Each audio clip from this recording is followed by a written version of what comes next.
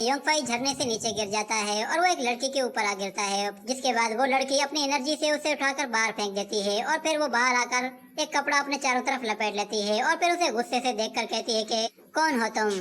तो योंगफाई उसे कहता है कि खामोश हो जाओ और फिर वो उसके कपड़ों को ठीक करने लग जाता है, जिसके बाद वो जैसे ही वापस जाने लगता है तो एक पंच आकर उसके फेस पे लगता है, जिससे उसे बहुत ज्यादा दर्द होने लगता है। जिसके बाद हमें एक नई लेडी को दिखाया जाता है। तो योंगफाई उसे देखकर कहता है कि आज तुम्हारा दिन अच्छा है, क्योंकि आज के दिन मैं किसी लड़की से लड़ता नहीं हूँ। और वो जैसे ही पीछे जाने लगता है तो उसे नजर आता है कि पीछे उसके एक शख्स खड़ा है जो कि बहुत ही ज्यादा ताकतवर है। तो योंगफाई उसे देखकर कहता है कि तुम्हारा फिगर बहुत ही अच्छा है। वो शख्स असल में उस लड़की का बॉडीगार्ड होता है, जो कि असल में एक प्रिंसेस होती है।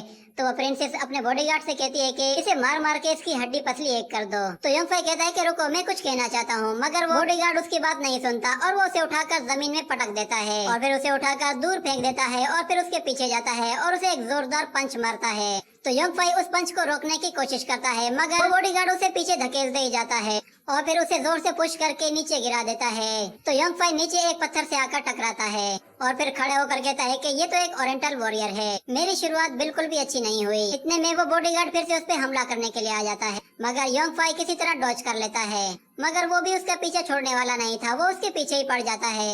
और दूसरी तरफ हम देखते हैं उस लेडी को, वो कहती है कि इस लड़के को बस 2 हिट और लगेंगी और इसका काम तमाम हो जाएगा। मगर फिर प्रिंसेस उसे कहती है कि ये काम जल्दी से जल्दी खत्म करो। जिसके बाद हमें दोबारा से उस ड्रैगन को दिखाया जाता है, जो कि एक दरख्त की टहनी में फंसा हुआ होता है। तो वो बॉडीगार्ड योंगफाई से लड़ते हुए उसे एक जोरदार पंच मारता है, जिससे योंगफाई उस दरख्त से आकर टकराता है जिसमें वो ड्रैगन फंसा हुआ था।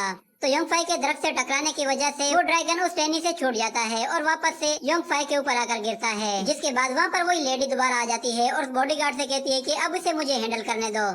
तो वो बॉडीगार्ड वहाँ से फौरन से हट जाता है और फिर वो लेडी अपनी एनर्जी से एक बहुत ही पावरफुल फॉर्मेशन क्रिएट करती है। जिसके बाद हमें बहुत सारे बुलबुले दिखाई देते हैं, जो कि दिखने में बहुत ही ज्यादा खूबसूरत होते हैं, मगर वो होते बहुत ही खतरनाक हैं। तो वो लेडी उन बुलबुलों से योंगफाई पर अटैक करती है। तो योंगफाई उन बुलबुलों से बचने के लिए वहाँ से भागता है और फिर डोंग को भी उठा लेता है, मगर डोंग को वो बुलबुले बहुत ज्यादा अच्छे लगते हैं। तो योंगफाई के मना करने के बाद भी वो एक बुलबुले को टच कर लेता है। तो जैसे ही वो उसे टच करता है तो वो पूरा का पूरा बर्फ में तब्दील हो जाता है, मगर दूसरी तरफ वो बुलबुले अभी भी योंगफाई के पीछे होते हैं। तो योंगफाई उन बुलबुलों से अपने आप को बचाने के लिए दरख्तों का सहारा लेकर दाएं बाएं भागने लगता है और दूसरी तरफ डोंग उस बर्फ के गोले के साथ सीधा उस प्रिंसेस के पास आके पहुंचता है। तो प्रिंसेस जब उसे देखती है तो वो उसे बहुत ज्यादा पसंद आ जाता है, मगर दूसरी तरफ योंगफाई अभी भी मुसीबत में था, वो बुलबुले उसके पीछे पड़े थे। तो वो योंगफाई कहता है कि ये बुलबुले तो खत्म होने का नाम ही नहीं ले रहे।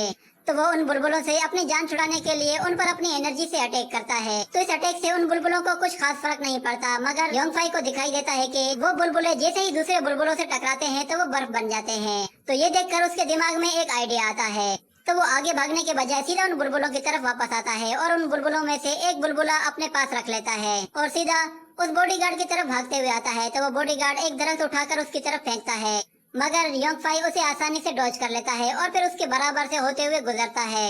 जिसके बाद हम देखते हैं कि वो सारे बुलबुले उस वॉरियर के बिल्कुल पास आ जाते हैं। तो योंगफाई वो बुलबुला उसकी तरफ फेंकता है, जो कि उससे टकराते ही उस बॉडीगार्ड को बर्फ में बदल देता है। तो उस बॉडीगार्ड के बर्फ बनने के बाद योंगफाई कहता है कि एक का तो काम तमाम हुआ।